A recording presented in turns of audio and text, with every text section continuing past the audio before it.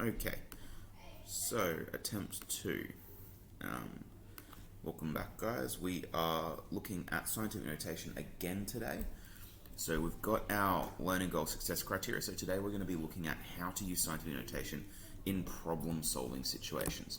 So what's important about that is we're going to be looking at things like using a scientific notation number in equations, which is quite simple, but you haven't done it before, so we'll be practicing that.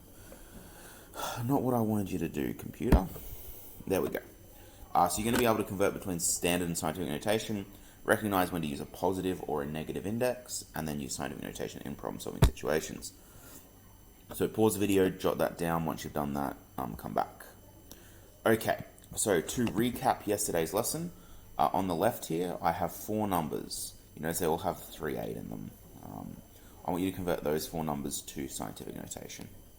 On the right-hand side, we've got 4 numbers once again. They all have 5, 4, but different. They're obviously going to be much bigger or smaller there.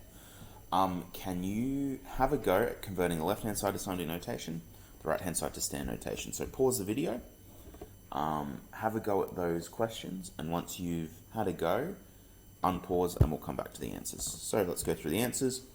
38,000 becomes 3.8 times 10 to the 4. The next one, 3.8 times 10 to the negative 7, 3.8 times 10 to the 8, 3.8 times 10 to the negative 4. So the reason, sorry, not the reason, but you should be able to see that if you start with a number with a 0 in front, your index should be negative, like those two.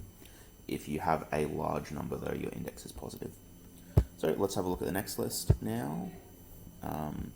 Should have 5,400, 0.00054, 5,400,000, and lastly 0.000054.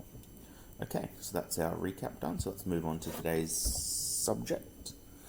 So we're looking at scientific notation in problems. So we can use numbers in scientific notation the same way we use standard form. Don't worry about getting that down, but I want you to copy this question down and we're going to solve it. So if you need to pause to copy that down, do that now. Okay. So, sorry, I should read out the question. A rocket travels at 3.2 times 10 to the 4 kilometers per hour. So very, very quickly. And it travels for 30 hours. How far does it go? Well, distance, you can find your distance by speed times time. If you're traveling 100 k's an hour for 5 hours, 100 times 5 is 500. You've traveled 500 k's. So we're just going to do the exact same working out here. Distance equals speed times time. My speed is 3.2 times 10 to the 4. And my time is 30 hours. So we're just going to put those into our equation there. Distance equals 3.2 times 10 to the 4 times 30. Important, guys, when you put scientific notation to your calculator, just put a bracket around it, because otherwise you can get some funky results. You shouldn't, but it is possible to mess it up if you don't put brackets in. Mostly if you're doing division is where that will be an issue. Okay, and yeah, just put that in your calculator. You should get, what's that? 960,000 kilometers is how far that rocket has traveled. But because the question was given to us in scientific notation, we normally give the answer back in scientific notation. So converting that into scientific notation is 9.6 times 10 to the 5 kilometers. Cool. If you need to copy that, the rest of that answer down, just pause and do that. And let's move on to the next one.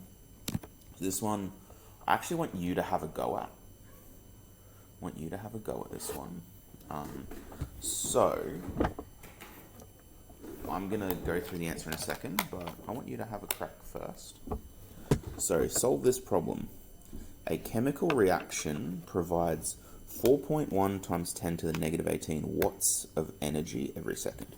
So, watts is just a measure of energy. So that's not a lot because it's 10 to the negative 18. So it's a very, very small number. It wants to know how much energy is created after an hour. So it's given us per second. So we're going to have to figure out how much in a minute and how much in an hour. So for A, energy equals,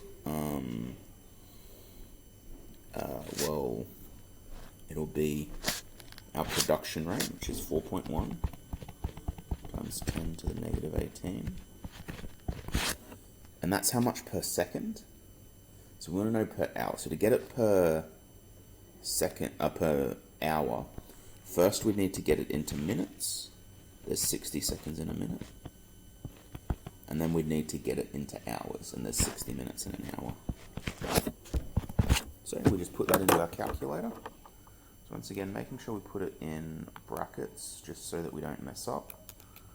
4.1 times 10 to the negative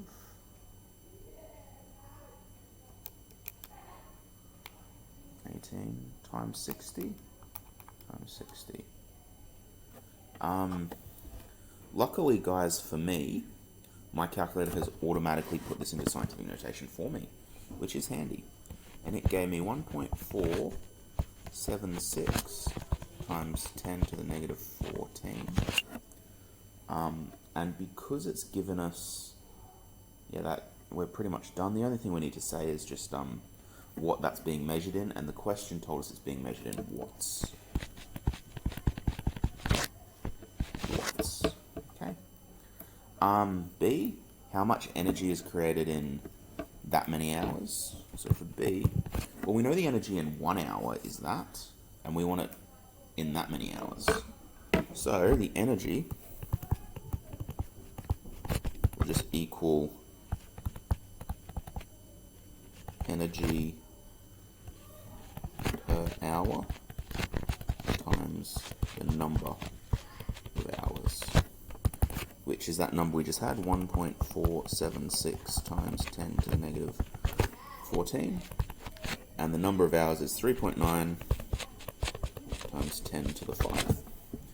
And that last number is already stored in my calculator because it was my last answer, so I don't even need to retype it out. I'm just going to say in my calculator times 3.9 times 10 to the 5. And that gave me the answer, not in scientific notation this time. Gave me 0. Oh my goodness. 1, 2, 3, 4, 5, 6, 7, 8 zeros. 2, 3, 4, 5, 6, 7, 8, 575. And I'm just going to once again convert that back into scientific notation. So I need to move the decimal place once, twice, 3, 4, 5, 6, 7, 8, 9. So that will be 5.75 times 10 to the negative 9. Okay, and that's it. There is a worksheet for you to do now. So if I haven't already given that to you, can you come grab it off me and just have a crack at working through that worksheet? It's just these same kind of problems. Starts off with just converting, and then it gets into these kind of problems where you're actually using scientific notation in problem-solving situations. So yeah, just on that handout, working independently. Obviously, if you want to ask me a question, go for gold, or ask someone around you if there's someone there that you think might know the answer. Okay, thank you very much, guys. We'll just end that PowerPoint there. Let me just stop the recording. Okay, thanks.